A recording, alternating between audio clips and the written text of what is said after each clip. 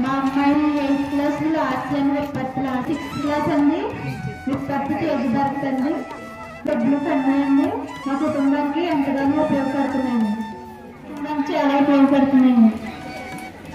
అందరికీ ఈ పాఠశాల హెచ్ఎంగా నేను 2 years అయిందని వచ్చి ఈ 2 years లో కూడా ఈ పాఠశాల అభివృద్ధిలో ఈ గ్రామం అలాగే ప్రజలు ప్రధాన ప్రతినిధులు అందరూ సహాయ సహకారాలు అందిస్తున్నారు సార్.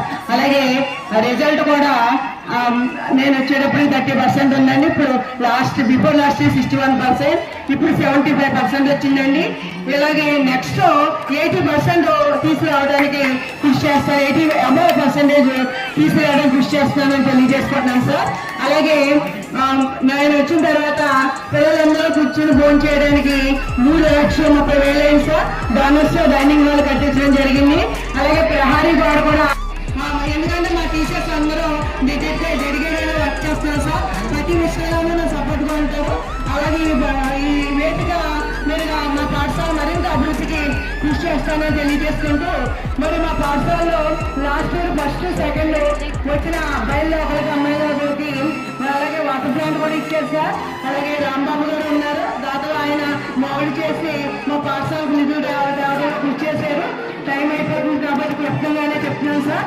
మరి మా ఈ విధంగా మా పాఠశాల కృషి చేసి మా పాఠశాల అభివృద్ధి కృషి చేసిన ప్రతి ఒక్కరికి ధన్యవాదాలు తెలుపుతున్నాను.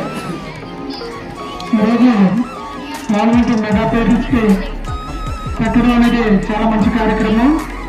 అంటే ఈ మెగా పేరెంట్స్ ద్వారా తమ పిల్లలు ఏ విధంగా చదువుతున్నారు, వాళ్ళకి వసతులు ఎలాగున్నాయి, అభిమానులు వచ్చి స్కూల్కి వచ్చి చూడరు కాబట్టి ఇటువంటి టైంలో చూడడానికి ఒక గొప్ప అవకాశంగా కూడా భావించవచ్చు.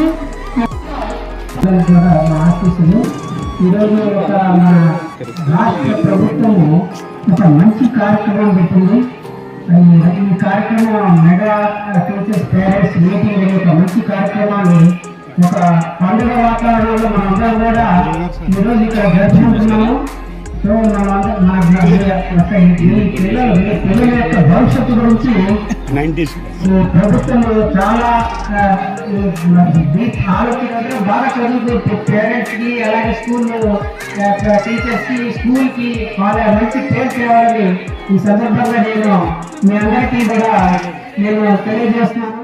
మొదలు చేరాలని చెప్పి మంచి మనసుతో మిమ్మల్ని ఆశీర్వదిస్తూ ఈ ప్రైజ్ ఇస్తున్నారు. ఒక్కసారి కేవీ రామకృష్ణరావు గారికి, శ్రీనారాయణ గారికి గట్టిగా చెప్పడం.